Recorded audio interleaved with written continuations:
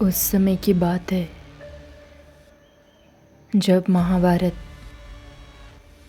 का युद्ध शुरू होने वाला था। महाभारत के युद्ध से ठीक पहले अर्जुन मोह, करुणा और भ्रम में डूब जाते हैं। वे सोचते हैं मैं अपने ही गुरु, अपने ही पितामह, भाई, परिवार को कैसे मारूं।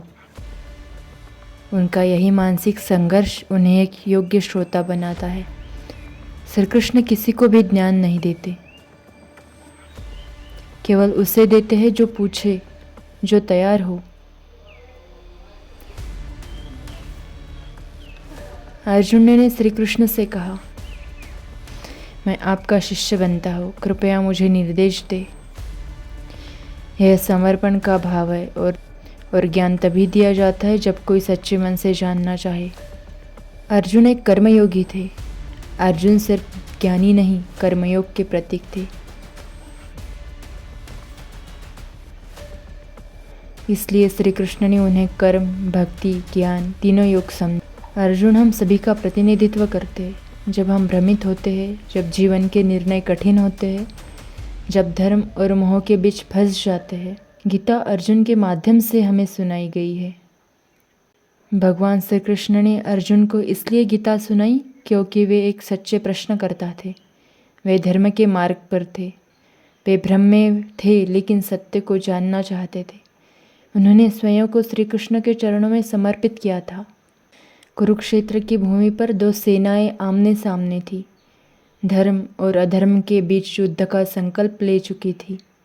पर युद्ध से पहले अर्जुन रुक गए। हृदय करुणा से भर गया, आंखें भर गई। उन्होंने अपने सारथी श्री कृष्ण से कहा, हे केशव, मैं अपने ही बंधुओं पर बाण कैसे चलाऊं? मुझे धर्म और अधर्म में कोई भेद नहीं दिख रहा।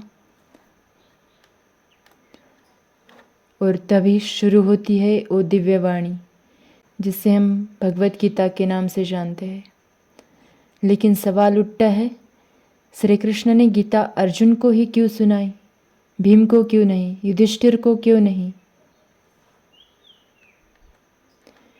क्योंकि अर्जुन में वो गुण था, वो एक सच्चे शिष्य में होता है। प्रश्न करने की जिज्ञासा और सत्य जानने की प्यास। जब अर्जुन ने कहा, मैं आपका शिष्य हूँ, मुझे बताइए क्या करना उचित है, वहीं से गीता की शुरुआत हुई। अर्जुन सिर्फ एक योद्धा नहीं थे, वो प्रतीक है हर उस इंसान के जो जीवन के दोहराए पर खड़ा हो, धर्म और मोह के बीच उलझा हुआ हो। गीता सिर्फ अर्जुन के लिए नहीं थी, वो तो हम सभी के लिए थी। पर श्री कृष्ण ने उसे अर्जुन के माध्यम से हमें सुनाई। भीम शक्तिशाली थे, युधिष्ठिर धर्मराज, पर अर्जुन में थी वो विनम्रता जो ज्ञान को ग्रहण करने के लिए आवश्यक होती है।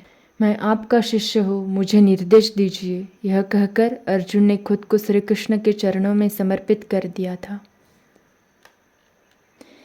इसलिए श्री कृष्ण ने गीता अर्जुन को ही सुनाई, क्योंकि वह प्रश्न करता है, समर्पण करता है और सबसे बड़ी बात, ज्ञान को अपनाने के लिए तैयार होता है। क्योंकि अर्जुन हम सभी है और गीता हर युग में हमें राह दिखा।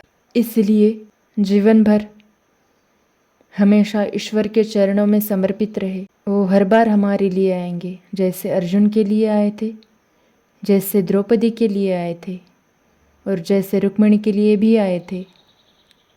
ठीक वैसे ही कृष्ण हर बार आएंगे,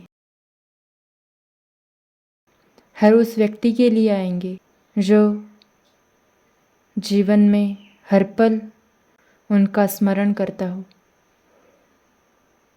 उनका ध्यान करता हो और जीवन को कृष्ण के चरणों में समर्पित कर देता हो। तब कृष्ण ज़रूर आएंगे जीवन की एक नई राह बनकर। जय श्री कृष्ण।